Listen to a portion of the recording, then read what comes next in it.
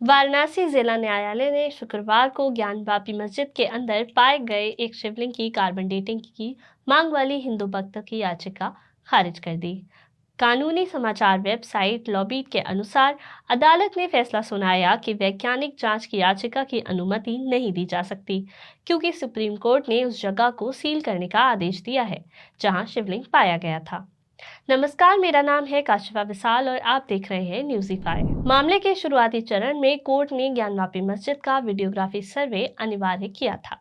सर्वेक्षण के दौरान मिली एक वस्तु को हिंदू याचिकाकर्ताओं ने शिवलिंग होने का दावा किया था।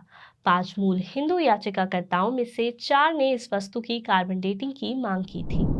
कार्बन डेटिंग एक वैज्ञानिक प्रक्रिया है जिसका उपयोग आमतौर पर पुरातत्व में वस्तुओं को उम्र निर्धारित करने के लिए किया जाता है। कार्बन डेटिंग की मांग वाली याचिका पर मंगलवार को बहस पूरी हो गई। ज्ञानवापी मस्जिद समिति ने याचिका का विरोध किया था।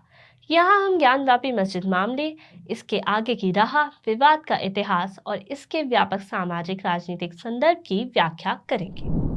तो जानते हैं क्या है मौजूदा ज्ञानवापी मस्जिद का मामला। वर्तमान मामला अगस्त 2021 में दायर 5 हिंदू भक्तों की एक याचिका से उपजा है, जिसमें ज्ञानवापी मस्जिद की बाहरी दीवारों पर हिंदू मूर्तियों के सामने प्रतिदिन प्रार्थना करने का अधिकार मांगा गया है। याचिका की सुनवाई में वीडियोग्राफी सर्वे के आदेश दिए गए थे। सर्वेक्षण के दौरान शिवलिंग मस्जिद में वजू खाना यानी एवोल्यूशन तालाब के पास पाया गया। इसी शिवलिंग की कार्बन डेटिंग की मांग की गई थी। मस्जिद कमेटी ने इसका विरोध करते हुए कहा कि ये कोई शिवलिंग नहीं बल्कि एक फव्वारा है। वाराणसी की ज्ञानवापी मस्जिद के संबंध में दायर किया जाने वाला ये पहला मुकदमा नहीं है। 1991 में हिंदू पुजारियों द्वारा मस्जिद में प्रवेश और प्रार्थना करने के लिए एक याचिका दायर की गई थी, ये कहते हुए कि मस्जिद को मूल काशी विश्वनाथ मंदिर के ऊपर बनाया गया था। याचिका में इसे हिंदुओं को स्थानांतरित करने की भी मांग की गई थी। इसे 1958 में खारिज कर दिया गया। दिसंबर 2019 में वाराणसी सिविल कोर्ट में एक और याचिका दायर की गई थी। इसने ज्ञानवापी मस्जिद की उत्पत्ति के पुरातात्विक मूल्यांकन की मांग की। फरवरी 2020 में इलाहाबाद उच्च न्यायालय द्वारा कार्यवाही पर रोक लगा दी गई। फिर स्टे के बावजूद अप्रैल 2021 में वाराणसी सिविल कोर्ट द्वारा मामले को फिर से खोल दिया गया। फास्ट ट्रैक कोर्ट सिविल जज सीनियर डिवीजन आशुतोष तिवारी ने भारतीय पुरातत्व सर्वेक्षण का आदेश दिया। मस्जिद की प्रबंधन समिति ने इलाहाबाद उच्च न्यायालय का दरवाजा खटखटाया, जिसने एक बार फिर 9 दिसंबर 2021 को कार्यवाही पर रोक लगा दी। काशी मंदिरों और मस्जिदों का लंबा इतिहास क्या है? सभी मुकदमों का मूल आधार ये है कि अतीत में उस स्थल पर एक हिंदू मंदिर को ध्वस्त कर दिया गया था और इसके स्थान पर एक मस्जिद का निर्माण किया गया। मस्जिद की बाहरी दीवारों पर मूर्तियों के समक्ष प्रार्थना करने का अधिकार की मांग करने वाले वर्तमान याचिका भी इसी से उपजा है। विनाश का सबसे हालिया दौर मुगल सम्राट औरंगजेब के शासनकाल के समय से बताया गया है।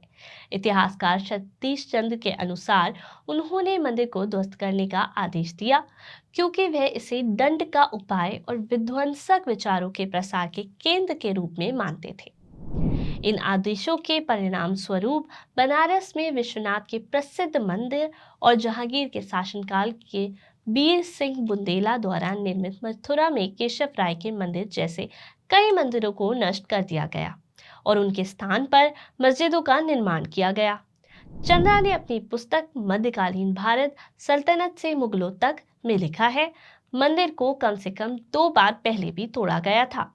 इतिहासकार मीनाक्षी जैन लिखती हैं, इस पर यानी काशी विश्वनाथ पर पहली बार 1194 ईस्वी में ऐबक ने हमला किया था और फिर रानी रजिया ने अपने छोटे से अराजक शासन के दौरान इस स्थल को विनियोजित किया और वहां एक मस्जिद का निर्माण कराया। अकबर के शासनकाल के दौरान मंदिर का पुनर्निर्माण किया गया था। फिर औरंगजेब के शासनकाल में इसे फिर से ध्वस्त कर दिया गया। एक दीवार जो बची हुई है, जैन कहते हैं मंदिरों के इतिहास को जानबूझकर मस्जिद की पिछली दीवार के रूप में रखा गया था। विडंबना ये है कि मस्जिद को ज्ञानवापी मस्जिद के रूप में जाना जाता था, जिसका नाम पवित्र स्थान से लिया गया था। आज ज्ञानवापी मस्जिद विनाश और पुनर्निर्माण के अपने लंबे और जटिल इतिहास के कारण काशी विश्वनाथ मंदिर के करीब है। आइए जानते हैं ज्ञानवापी मामले का सामाजिक और राजनीतिक संदर्भ क्या है।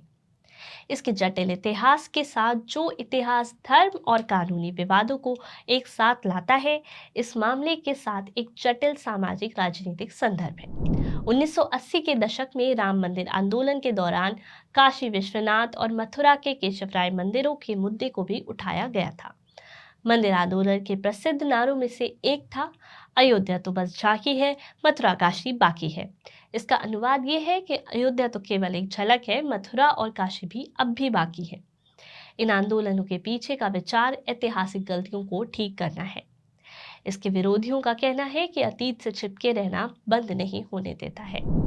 तो कैसी लगी आपको हमारी आज की ये खबर? कमेंट बॉक्स में जाकर हमें ज़रूर बताएं। और भी नई ऐसी खबरों को जानने के लिए हमारे चैनल को ज़रूर सब्सक्राइब करें। और अगर आप ये खबर हमारे फेसबुक पेज पर देख रहे हैं तो इसको लाइक और शेयर करते चलें। आज के लिए इतना ही। कल फिर मिलते हैं किसी और नए सियासी मुद्दे के साथ। तब तक के लिए नमस्कार।